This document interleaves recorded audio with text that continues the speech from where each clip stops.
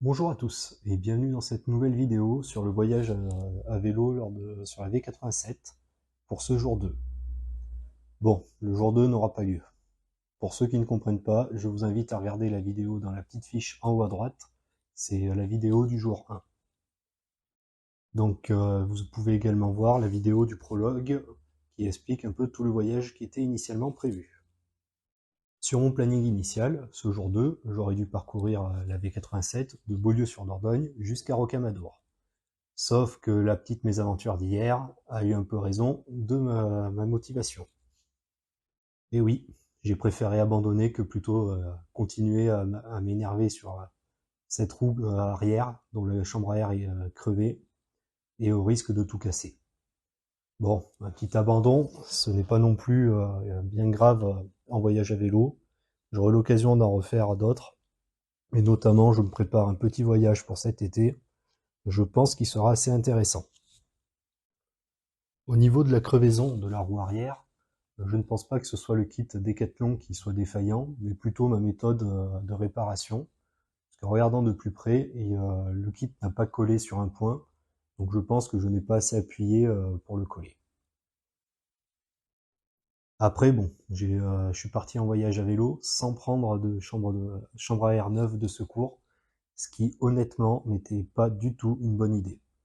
Puisque bon, se reposer seulement sur un kit de réparation, c'est rarement une bonne idée, puisque bon, comme je l'ai vu, je ne peux pas non plus toujours réaliser des réparations en grande quantité là où je veux, mais assez facilement. Après, l'utilisation d'une bombe anti-crevaison, je pense que ce n'est pas non plus la bonne solution, parce que là, après vérification, la bombe n'était pas périmée, donc c'est une solution pour bloquer quelques petites fuites d'air, mais bon, ça reste vraiment un dépannage. Il faut toujours prévoir ensuite le fait de réparer après coup.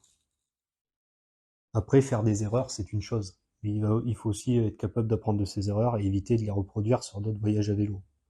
Bon, dans mon cas, j'ai un peu cherché, puisque j'avais déjà eu des problèmes similaires sur une crevaison, notamment au Mont-Saint-Michel. Mais bon, on ne s'en refait pas. Des fois, on a l'âme aventurière et on part un peu n'importe comment. Après, cet abandon ne veut pas dire qu'un jour je ne retenterai pas ce trajet, et qui sait, peut-être même pour pousser jusqu'à Montauban. Après, il me semble important de vous faire cette vidéo pour vous montrer que tout ne se passe pas toujours comme prévu dans un voyage à vélo, et que l'abandon est également possible, et que le fait de chercher des solutions de repli, notamment comme dans mon cas, suite au jour 1 pour rentrer, ça fait partie aussi du voyage à vélo, de chercher une gare ou un moyen de rentrer, en appelant des personnes ou en se renseignant localement. Car oui, avant de prendre cette décision, j'ai quand même regardé sur Google Maps afin de vérifier qu'il n'y avait pas un vélociste ou un magasin de vélo à côté, afin d'acheter une nouvelle chambre à air. Mais au vu des résultats, j'avais plus de temps de trajet à vélo pour aller chercher une chambre à air que pour atteindre Rocamadour. Et au vu de l'état de ma chambre à air actuelle, bah, j'ai préféré abandonner et me concentrer sur les jours qui me restent pour faire une maintenance un peu plus poussée sur mon vélo et notamment changer ces deux pneus qui sont actuellement usés, et je vais en profiter également pour changer les chambres à air.